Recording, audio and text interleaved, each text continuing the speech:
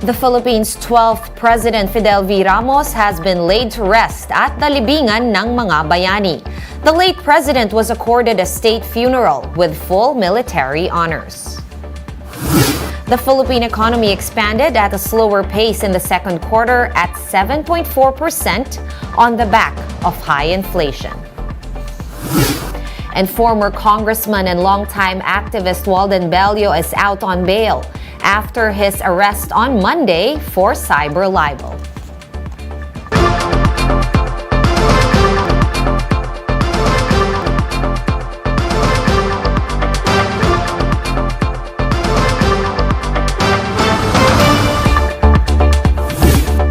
Fast, focused, and fearless. Here's a roundup of stories we're watching now. I'm Sean Yao. The MMDA has clarified that an ongoing drainage systems project, and not the Dolomite beach, has caused the recent flooding in the city of Manila. Here to tell us the status of these projects is Public Works Secretary Manuel Bonoan, who joins us now over the phone. Good evening, Sec Manny. Can you explain to us, are these pumping stations really not linked to the Dolomite Beach project in any way? Hi. First of all, good evening, Sean, and good evening to our listeners. Yes, of course, the cause of some of the flooding in that area recently is because we are actually trying to repair and upgrade the pumping stations in the area.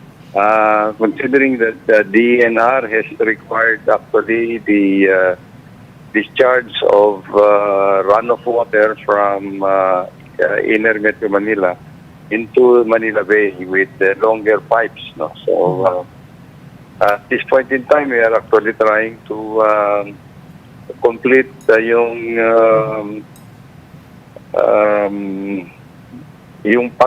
pumping stations.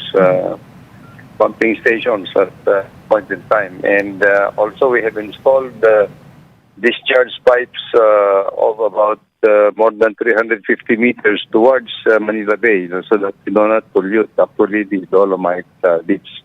All right. That is a requirement of the Department of Environment and Natural Resources. Right. So what you were saying, Secretary Manny, is that this actually has more to do with the rehabilitation of the Manila Bay, meaning the water that is being pumped into the bay should now be treated first before it is allowed to stream out into the bay. Am I getting that right? Yes, Sean. Yes, that's very true. That's very correct. That's very correct. And that is also a requirement of, I think this is a mandate from the Supreme Court to make discharge, do not pollute Manila Bay. All right, so it's not per se the Dolomite Beach, but it is because of the quality of water that is being pumped out into the bay. Having said that, Secretary Manny, when will the construction for these pumping stations be completed? We've heard sometime in October. Are we on track to finish these projects by then? Yes, Sean, I think our timetable is actually to be able to finish the upgrading of the pumping stations by middle of September or the latest by end of September. I think two of the pumping stations will be completed by middle of September, and the other one is actually going to be completed by end of September. Right. Are we expecting this to finish on time, Secretary? Because as we know, we're experiencing a long rainy season this year. It started sometime the third week of May. Will the inclement weather cause any further delays to construction? Yes, I think we're doing our best actually to follow our timetable for this. So as I said, we are very confident that we should be able to complete all the works that we are doing in the pumping stations by at least towards the end of September. Right. One last question, Secretary. Before we let you go, Pag-asa has said we should expect a lot more rains for the month of August. As we know, most of the typhoons and monsoon rains fall in August. What happens now to the residents around that area in Manila in the meantime, before we finish the construction of the pumping stations? Will floods have to be expected as a way of life until then?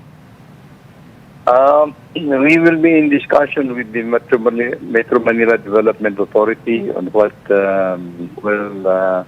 how we can initially address the local flooding problems in the area. I don't know if we can put up temporary pumping stations as being suggested by MMDA, but this will just be a palliative solution. So. We'll discuss with the MMDA having the responsibility for the flooding problems in Metro Manila. Secretary Manuel Bonoan, thank you so much for taking our call. Thank you for your time, sir. Thank you too. Thank you for having me. Thank you. And former President Fidel V. Ramos has been laid to rest at the Libingan ng mga Bayani. Greg Gregorio with the details.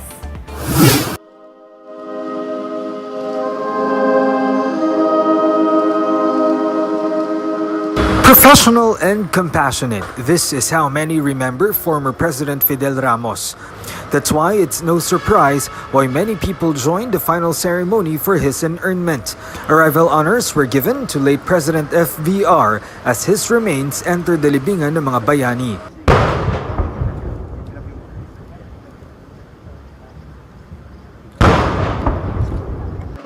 It was followed by a funeral procession by the Special Forces of Philippine Army and members of the PNP Special Action Forces, among others. When the procession reached the presidential section of the Libingan ng mga Bayani, Ramos's granddaughter Liana Sobrano carried the urn from the Kaisen to the graveside for its final benediction. The ceremony was also attended by President Bongbong Marcos, a distant relative of former President Ramos. Ramos was the chief of the Philippine Constabulary under the elder Marcos's regime before becoming one of the key personalities in the 1986 People Power Revolution. He became the AFP chief under former President Cory Aquino before succeeding her as the chief executive. With this, he was also given full military honors. During the ceremony, there was a shower of white flower petals in honor of the late president, and his favorite songs were also played. The funeral flag was handed over by President Marcos to former First Lady Amelita Ramos.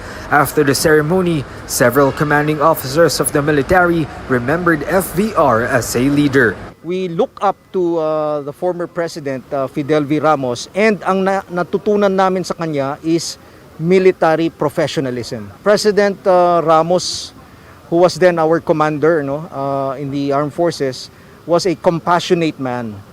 He was a compassionate leader. So kahit na napaka-stricto po niya, he was very strict, but he was also compassionate.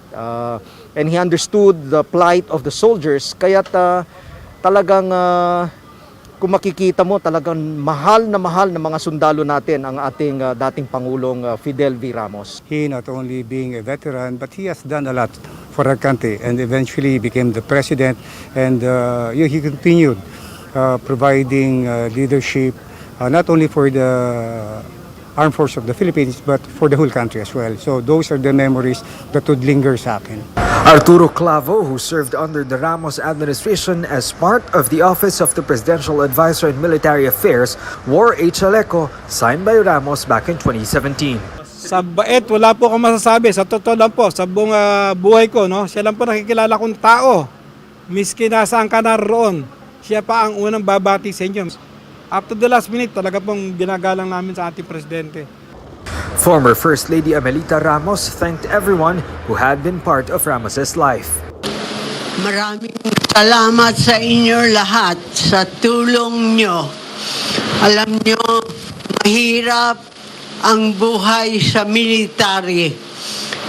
Pero kinaya namin.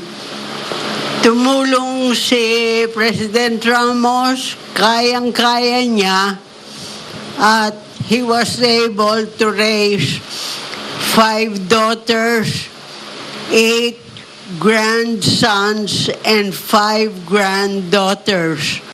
FVR is the fifth president laid to rest at the Libingan ng mga Bayani. For News 5, Greg Gregorio, we are One News.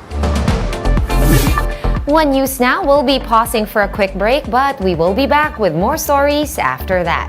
Keep it here.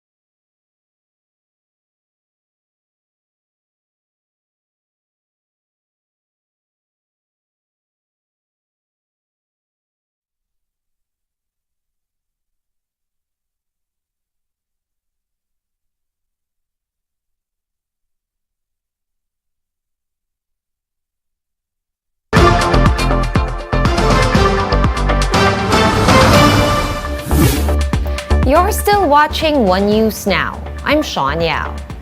The Philippine economy grew slower than expected in the second quarter of the year as inflation sizzled to new highs. Shyla Francisco with the report. The Philippines' economic recovery has sustained its growth momentum, albeit at a slower pace. In the second quarter of the year, gross domestic product stood at 7.4%. So far, the country is the second best performing nation in Southeast Asia. The NEDA and some economists believe that the growth could have been faster if not for high inflation. If you just look at the consumption side, that's 70% of the economy. So if the purchasing power of consumers is improved by the reduction in prices, then obviously that will boost. But exactly how much, we don't know. But it will obviously be a favorable, a positive thing. Usual, di ba, impact ng spending ng election medyo significant yan. You know, even some studies cite about 1 to 1.5%, yung mga ganon. sa overall GDP. Pero it seems that hindi siya masyadong naramdaman. A lot of it also is because of the threat of inflation. Taking a closer look, the agriculture sector remained weak amid rising input costs. Quarter on quarter, household consumption, transportation, and manufacturing slightly declined. The inflationary pressures brought by the Russia-Ukraine tensions were factored in and are expected to continue affecting the country's economic growth in the succeeding quarters.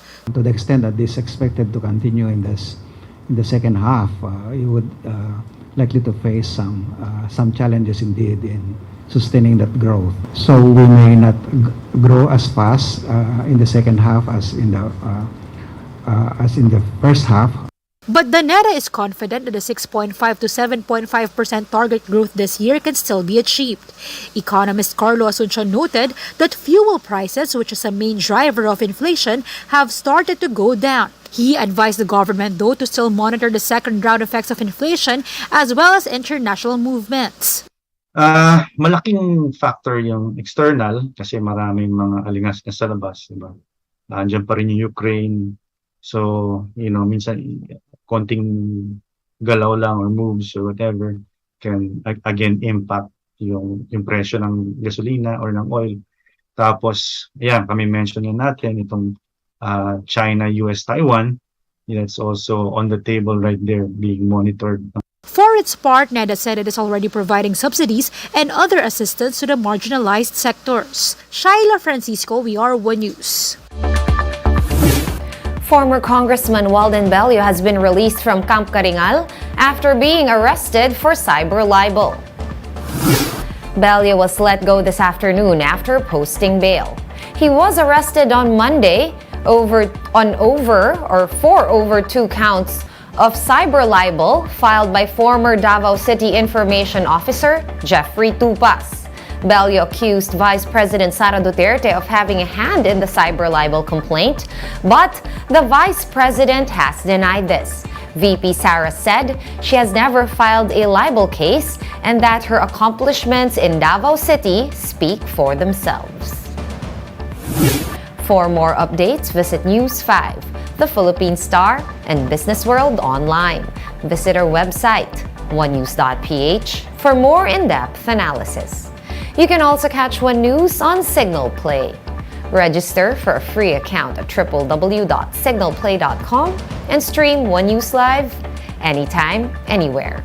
Masks on, wash hands, and stay safe, Philippines. I am Sean Yao. We are One News.